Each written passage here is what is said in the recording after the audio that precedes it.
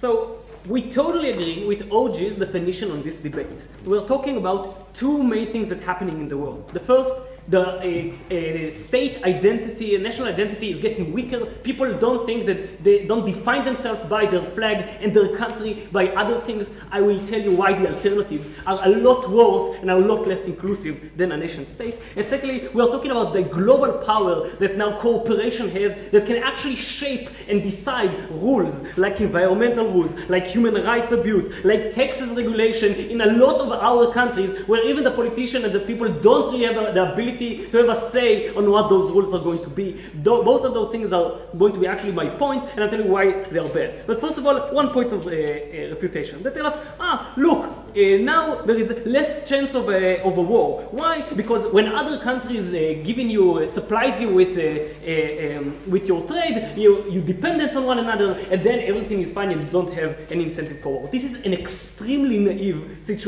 view on the world that history told us is wrong.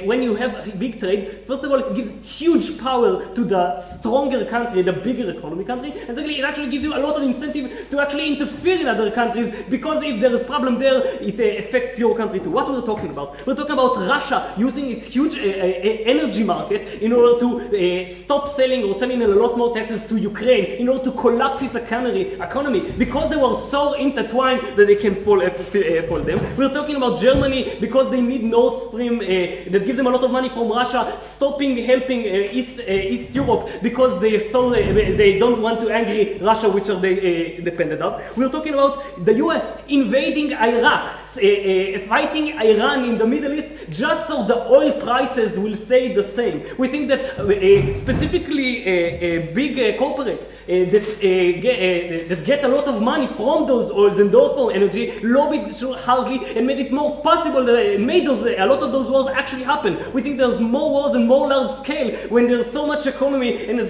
stronger country has so much power over smaller ones. But let's talk about the actually lose of the ability of countries to decide their own rule. What we're talking about? We're saying when you have such an international global companies, they don't really belong to any country and they work everywhere, their power is huge. We have never seen something like that in the history of the world, maybe the East India Company in England. Okay, what are we talking about? We're talking about countries who take oil and gas and rare earths from Africa by force, a lot of time ruin the economy of those countries, a lot of the time don't care about what happening, and they have the power to go against international pressure and then the local government just because they are so big and they are so strong. A lot of them even have their own guard and their own power on the ground, taking away the sovereignty of those countries just because they can. We're talking about taking money from countries and bringing it to the West, just because a lot of the profits are not going to the local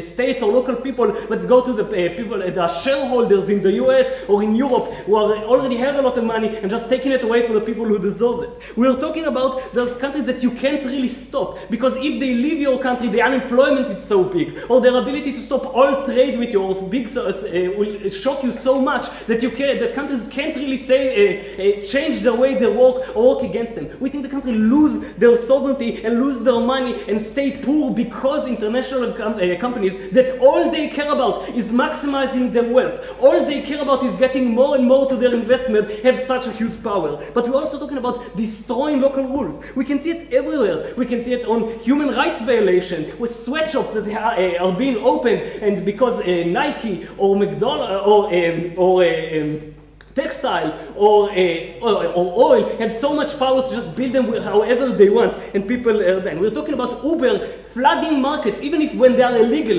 paying drivers to get money, even if they get tickets from the police, just so they can flood the market and break the local businesses, even if it's illegal in the state. We're talking about Facebook or Google taking away people's privacy and their ability to shape the rules of people, just take it away, which against what the country really wants. We're talking look at environment, we will think that one of the biggest problems that happen today of global warming happens because country can shape the rules, international cooperation can shape the rules of third world country and make it okay to pollute as much as they want without the ability of the people to actually go against it. This is ruining our world. Countries has different incentive. Countries wants to help their own people and wants to help one another.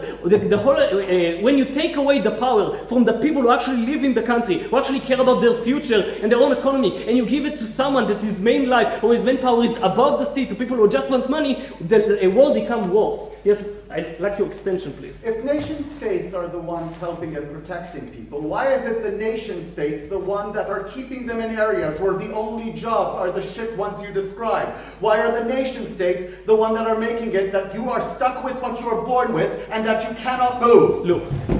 There are some states who will be poorer. Even today, when you have a lot of when you have a lot of international workers in Africa, we don't see that their life is getting a lot better. We think when Africa will be able to, or when countries have the ability to shape their own rules and regulations, because those countries, because they don't go against such a big corporation, their ability to keep more money and keep more taxes and keep their environment will be a lot greater than today. Lastly, let's talk about identity, because they tell us, but look, now when people won't feel they're part of a country, they don't feel that other countries are the enemy or different from them. Look, people still need color, a flag. They need to have an identity. They need to feel that they are a part of a community. We think that what's replacing countries is a lot worse. We're talking about things that are a lot less inclusive, like religion. We're talking about like skin color. We're talking about ethnicity. We think that the reason that in places like the US, the KKK got so much power, anti-immigrants or anti-Muslim get so much power in Europe. The thing that why the evangelist church has so much power over political life in America is because people don't feel they're Americans. They don't feel that even if you have another religion or another color or different, you are a part of my country. Nationalism is something you can easily become. You can become American, you can become French, you can become German. You can never become white. There's a lot of religion that will never let you join. It means that what's replacing the nationalism, it's a kind of identity that makes it a lot easier to hate other people. It's a lot less regulated. It's not a court that years of checks and balances. It is something that priests or sheikhs or rabbis decide how you should act to other people. It makes a lot more hate. It makes people a lot willing to help other people. We think they just make the world a worse place. Because of all of those reasons, please oppose. Thank you very much.